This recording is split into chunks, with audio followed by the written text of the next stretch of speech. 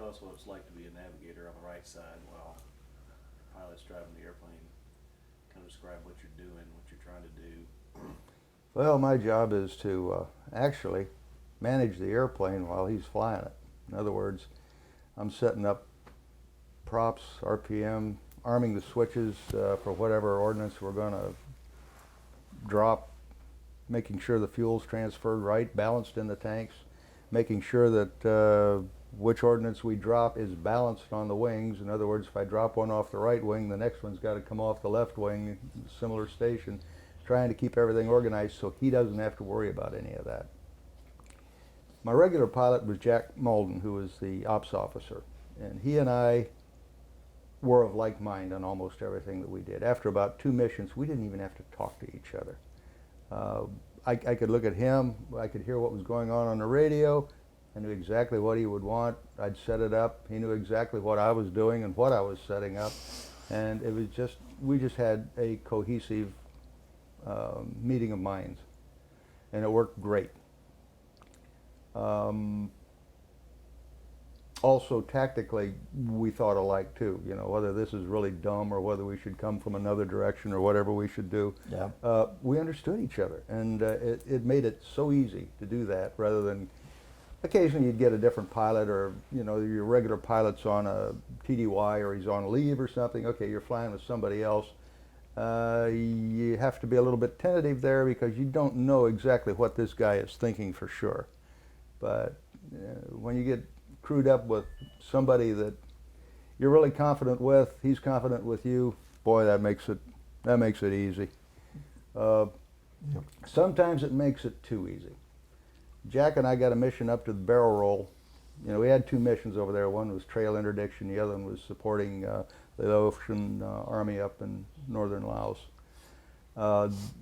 In my mind, the northern mission was probably more dangerous than being shot at on the trail because of the terrain that we were operating in. You probably heard Jay talking about having to go over 10, 12,000 foot mountain ranges in order to get up there. And then you're working in valleys. Probably the dumbest thing that I ever did in the airplane was with Jack. We got a call from a forward air controller, Tigerfac, and there were troops in contact. They needed ordnance. And it was not quite full dark yet. It was just a little bit, the sun was setting. It was getting dark. And he said, boy, we need it now. We said, okay, where are you? We went over it, and there was a solid undercast under it. The fact said, well, I've got a good 1,500, 2,000 feet ceiling down here, which means there was a flat deck between us and this bowl-shaped valley, which was about 1.5 miles in shape. Jack says, can you get me exactly over top of the bowl? I said, sure. You know, I'm overconfident at this time. I get out my little map here, and I know one of those mountain peaks for sure. I've got that. I told him to put the gun sight on that mountain peak, and so I'm reading the tail end of the heading indicator there. Okay, I know which radial we're on. I got this for sure. I know we're on this line. And then I was pretty sure of another peak over here. Well, of course, you didn't have any TACAN lock on. No TACAN. Too far. You get too far north. There's TACAN nothing up there. Nobody to talk to either, as far as a controller. I said, pretty sure about that one. He said, are you sure? I said, oh yeah. Jack racks it up into a spiral, and we go down. I said, yeah, what are you doing? He says, well, you said we were right over the valley. And I said, I think. We popped out. We were right over the valley. I guessed right, and I thought from that time on, I got to be sure about this. You can get yourself killed by having a little too much confidence. Yep. We pulled it off.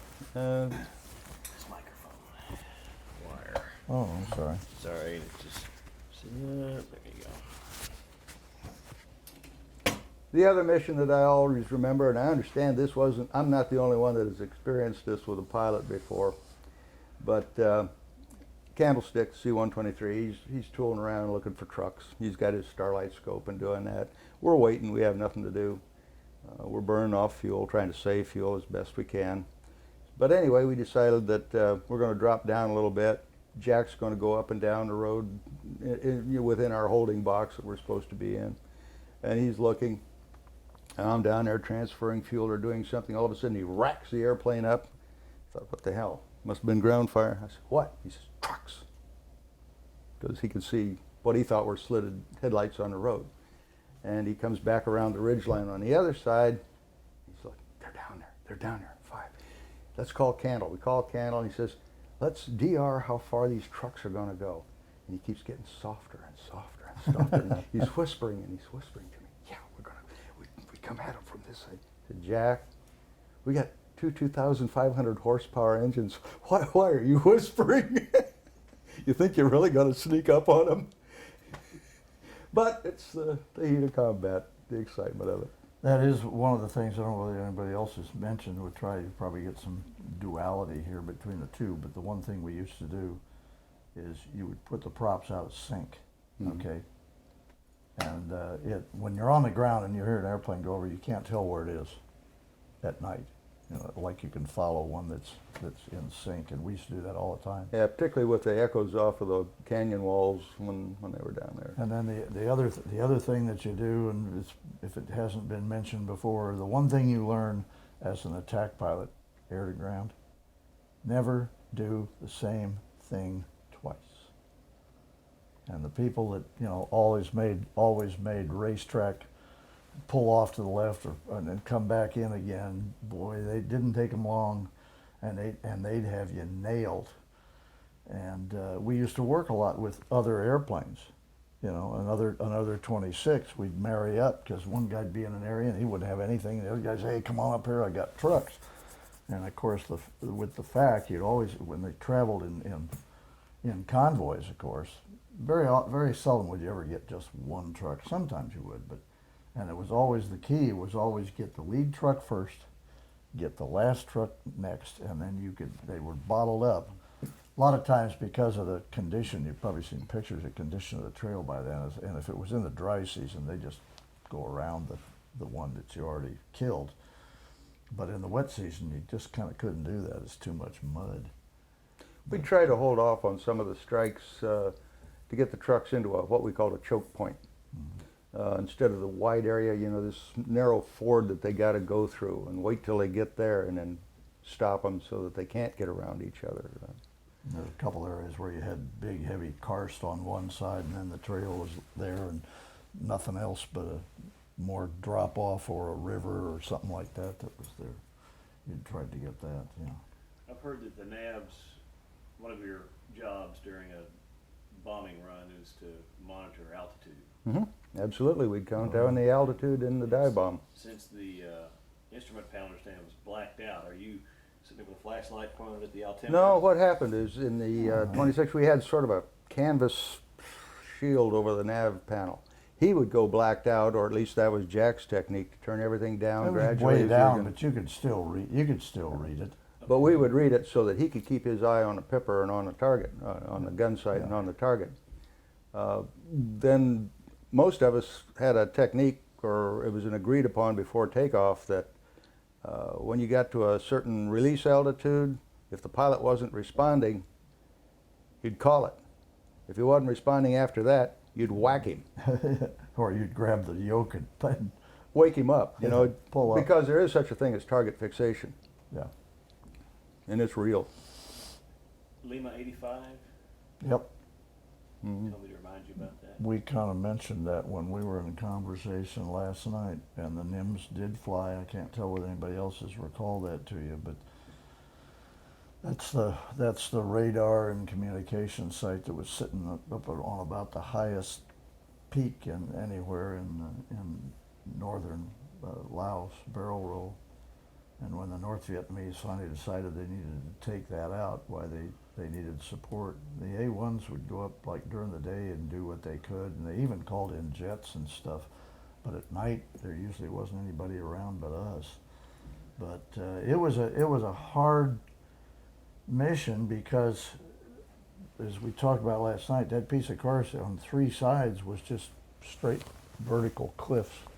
But the rest of it kind of sloped down gently, and they had a bunch of Laotian troops that were supposed to be protecting it, but they weren't anything when a concentrated North Vietnamese force came against them.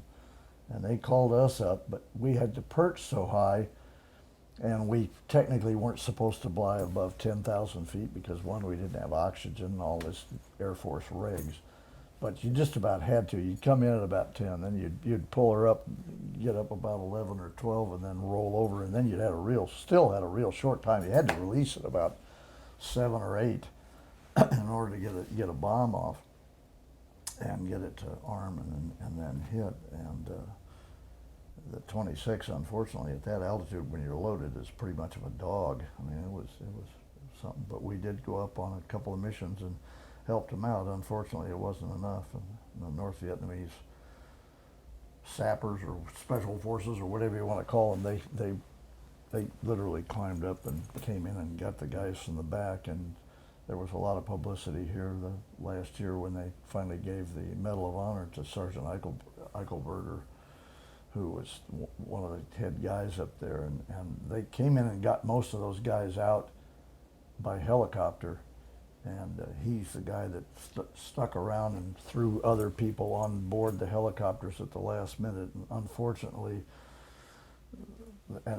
part of the hill had already been overrun. And unfortunately, as he got onto the airplane, one of the North Vietnamese opened up with an AK and killed him. But yeah, that was unfortunate. That was the end of that. But it had operated successfully, guiding people in and out of North Vietnam, all the fast movers for quite some time. They wrote a nice book about that. Anything about the base itself stick out in your mind? Something interesting or relevant, or anything you're pulling? I was hearing the stories last night about the footprints on the ceiling. Oh yeah. Was that an Actually, yeah, that was what? an NKP. Footprints on the ceiling and the panty print? Yeah, the Jolly Greens took one of the, that's another story. But things used to get kind of rowdy at the club, and then we had a wing commander that came in that was going to clean that up in 1969.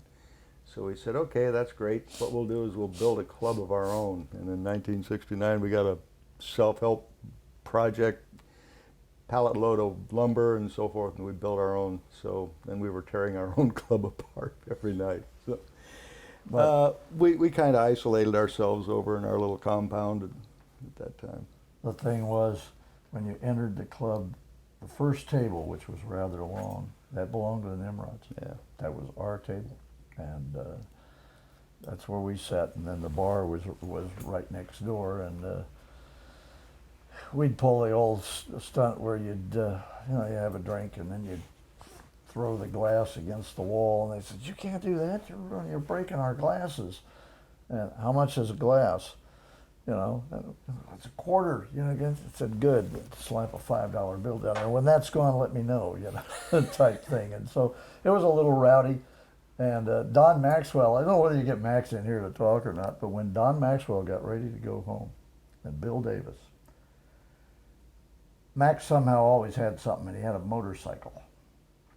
They came into the officers' club, and one of them, I recall, only had a towel on. The other one had a bathrobe on. And they did a circle around the officers' club in that motorcycle and then went out the door. And so that's the way they said goodbye. They're, going home. And then another stunt that was pulled in the officers' club.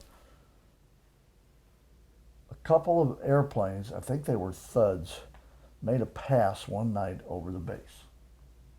And whether they were just buzzing the base or doing whatever, but the noise was something else. And everybody goes, what the hell is going on with that? Well, old silver-tongued devil Mark Richards, bless his soul, he's passed years ago. Mark Richards gets on the PA and makes some announcement about a North Vietnamese attack. It was down within an hour. It was at 7th Air Force that NKP was under attack by the North Vietnamese. And poor old Mark, he was in the wing commander's office at attention the next day. Fortunately, no bad repercussions, but all what we used to call the ground troops, all the strap hangers. And I told you this, I think, before, the one thing associated when you talk about the club, they had to walk through the Nimrod area with our trailers and everything on their way to work and on their way to the club every morning to get breakfast. And invariably, some of our people were still awake because it was the thing. If you They just landed. if you had just landed, you had a couple drinks and whatever. If you had landed earlier, you had a few more drinks because you stayed awake until about 4 o'clock in the morning to go to sleep because you didn't want to be awake for 8 and 10 hours and then go fly a mission. You wanted to wake up, have a meal, and then, you know, go down and brief and go. And we'd take the fire extinguishers and we'd sit up on the roof. And the movie The Dirty Dozen had come out. And there's that scene in there where they take, who's the big, tall, lanky actor? He's still around today. Remember, they dressed him up to see whether they could pass, and they went to the troops, and the guy would go along and stop and look at one of the soldiers that's braced up, and he'd say, "Where you from, soldier?" And the guy'd go, "You know, Pittsburgh." Never heard of it. And they'd walk on.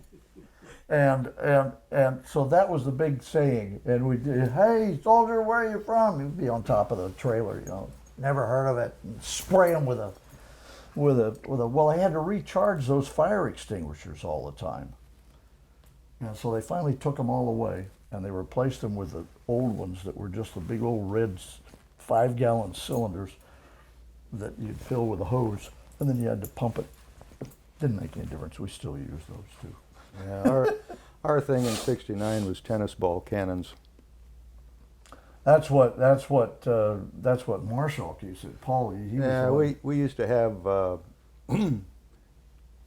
wars, one fight against another around the trailers with tennis ball cannons. You take the tennis ball cans, and you take one of them and you'd put a bunch of holes in the back, and then you'd tape, and then you cut out the ends of the rest of them so that you could tape about 3 of them together. Tennis ball fits perfect in there. Shoot a little lighter fluid in it, shake it up real good, blow on it, and then hold a lighter behind it, and boom, you shoot a tennis ball. I was just learning this when I got there. I was there for my first week, and hey, this was a lot of fun to do, you know, before you go to bed. We're having a tennis ball war, and this guy starts backing around the corner towards me, and I think he doesn't know that I'm there. And I nailed him in the back. Perfect shot. He turns around, it was General Butcher.